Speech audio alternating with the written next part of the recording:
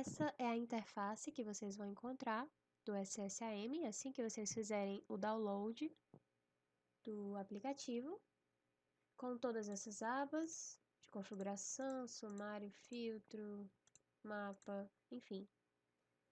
E essa primeira página é onde vocês vão colocar todos os arquivos de trajetória, porque lembrando, é esse o tipo de arquivo que vocês vão exportar do microsimulador, porque o vSim por ele mesmo e nem outro qualquer microsimulador disponível, eles não são capazes de executar essa análise dentro deles mesmos. Eles precisam desse aplicativo, desse software, que analise o arquivo de trajetória para cada simulação que você rodar. Ele exporta o arquivo de trajetória que contém os dados de todos os veículos simulados. E o SSAM vai interpretar todos esses dados de acordo com os limites que você estabelecer para os indicadores proxy e para angulação. Ele vai definir o que seria um conflito e, a partir disso, ele vai localizar todos os conflitos executados na simulação.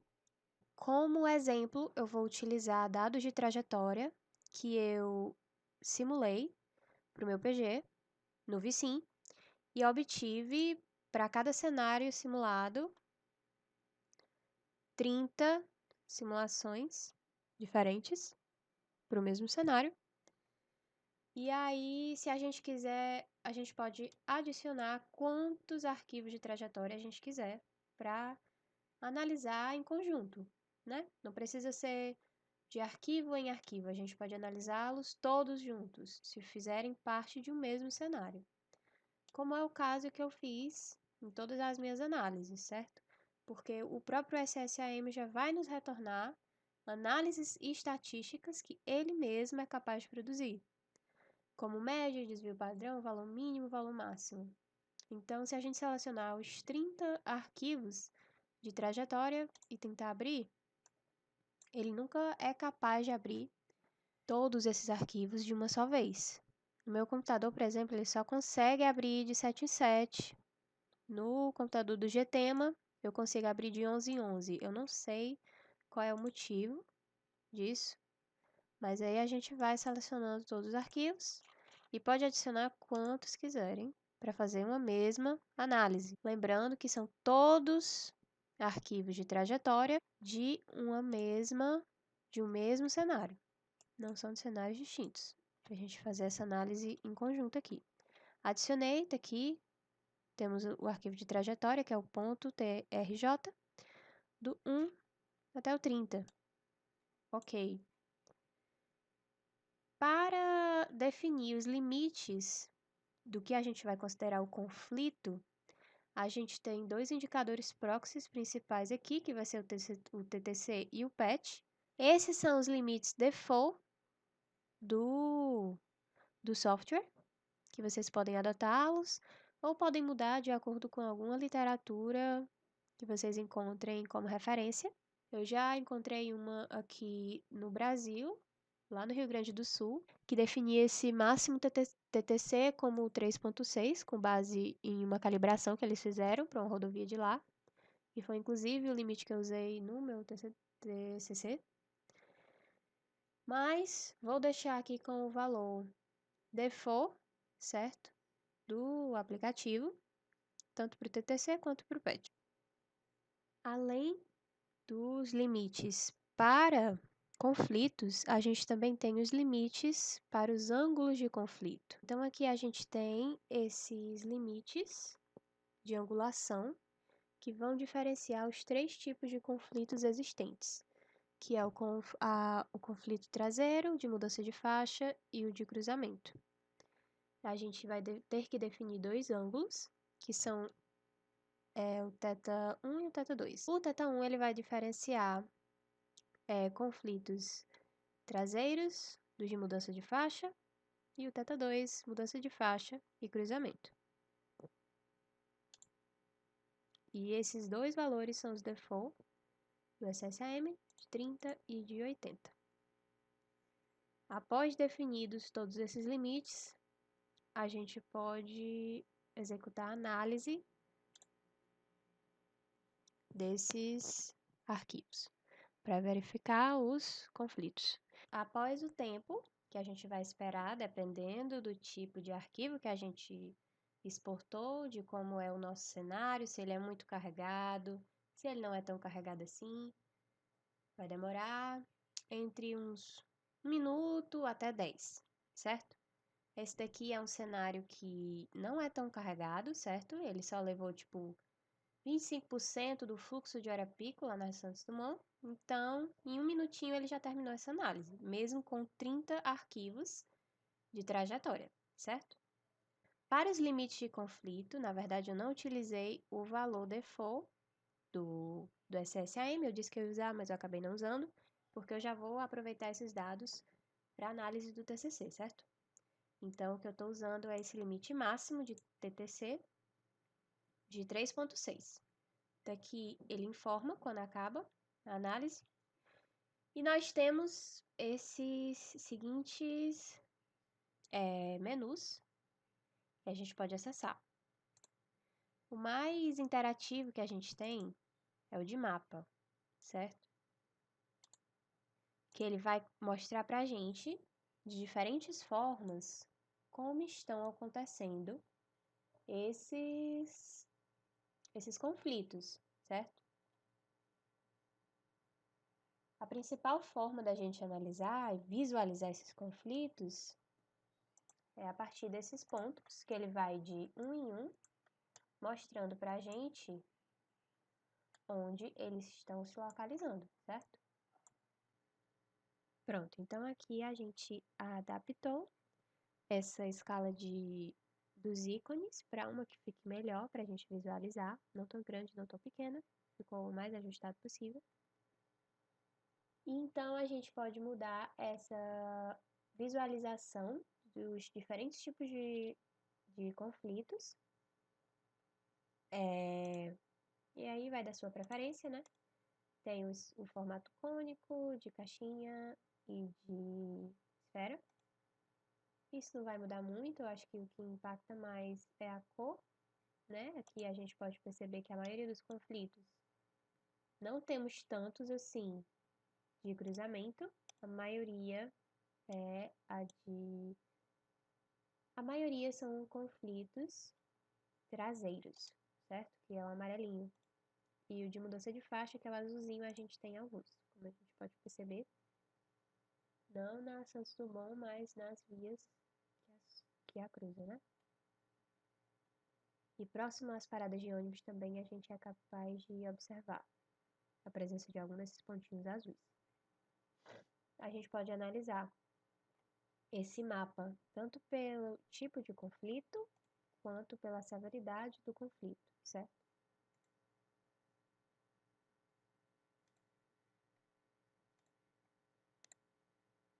E aí, no caso, a gente tem essas 4 divisões default do programa, que a gente não é capaz de alterar, somente as cores, né? A maior parte dos conflitos a gente percebe que é o branquinho, né? Que são conflitos com o TTC maior que o de 1,5, maior que 1,5 segundo.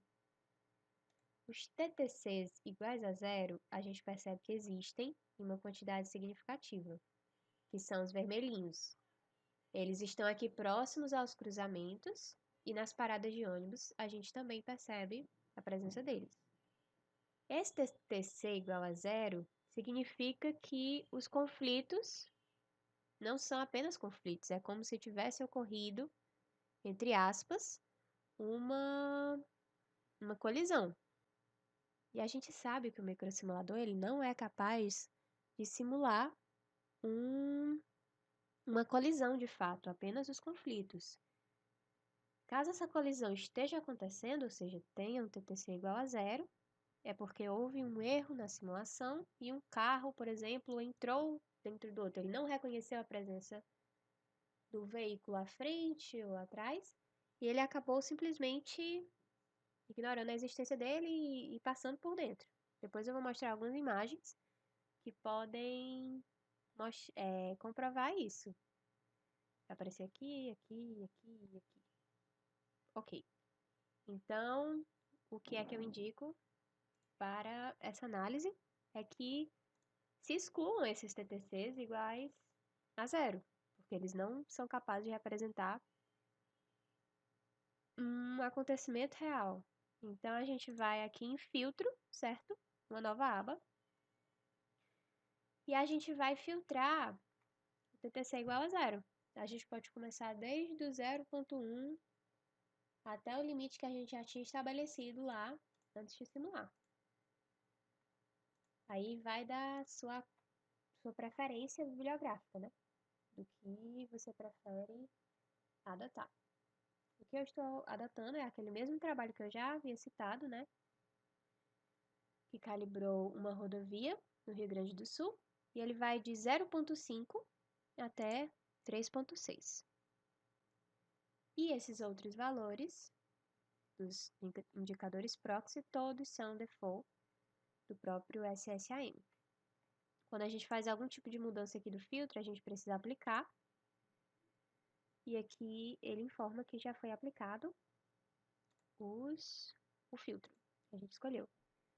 Na aba de sumário, a gente vai ver um resumo de tudo que foi simulado, de tudo que foi analisado, de acordo com esses arquivos de trajetória que a gente informou para o SSAM, que a gente forneceu para o SSAM. Então, ele vai nos dar a possibilidade, se a gente não quiser fazer todas as análises,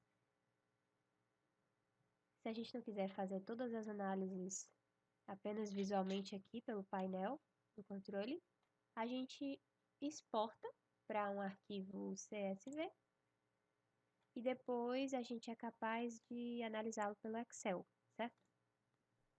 Posso mostrar como faz isso, mas é muito simples. Vira um arquivo CSV, a gente abre no Excel e aparece com essa mesma visualização, porque ele não é capaz de apenas copiar todas essas linhas e dar um Ctrl+C, Ctrl+V, não funciona. Então a gente precisa exportar. Ok, então aqui a gente tem uma indicação de qual é o arquivo que ele está analisando, certo? Aqui nessa primeira coluna. E inicialmente ele vai mostrar um resumo estatístico com o valor mínimo, máximo, médio e a variância para cada um desses indicadores proxy. E aí, esses primeiros valores se referem aos arquivos sem filtro, ou seja, aqui estão os valores de TTCs iguais a zero até o 0.05, né? Que foi o filtro que a gente aplicou. Então, abaixo desse valor aqui, esses primeiros dados consideraram esses valores que a gente tirou do filtro. Aqui a gente tem o resumo filtrado, ou seja, ele não considera esses valores menores que 0.5 para TTC. Até aqui que a gente percebe o valor mínimo é realmente 0.5 e aqui o mínimo é 0. Abaixo desse sumário, tanto do sem filtro quanto do filtrado, a gente tem de arquivo em arquivo, porque cada uma dessas trajetórias aqui é um arquivo diferente. Então, ele vai fazer análise de trajetória a trajetória, indicando a média desses indicadores proxy e a sua variância, tanto quanto o mínimo e o máximo para cada um desses arquivos, né? Ok. Como no meu caso a gente teve 30 arquivos de trajetória, a gente vai ter 30 análises dessas individuais, fora as duas agrupadas, sem filtro e com filtro. Aquela aba de sumário que a gente acabou de verificar, ela vai mostrar para a gente um resumo de todos os conflitos, seja de uma forma agregada, juntando todos os arquivos de trajetória que a gente exportou, que a gente importou no SSAM, melhor dizendo, seja de uma forma individualizada, daquela forma de detalhar estatisticamente, como se comportaram os conflitos em cada arquivo de trajetória.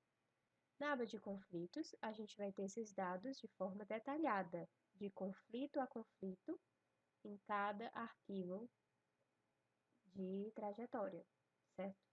Então, se a gente teve 300 conflitos nesse primeiro arquivo de trajetória, que é SS1431, então a gente vai ter 300 linhas detalhando conflito a conflito, como ele aconteceu, certo?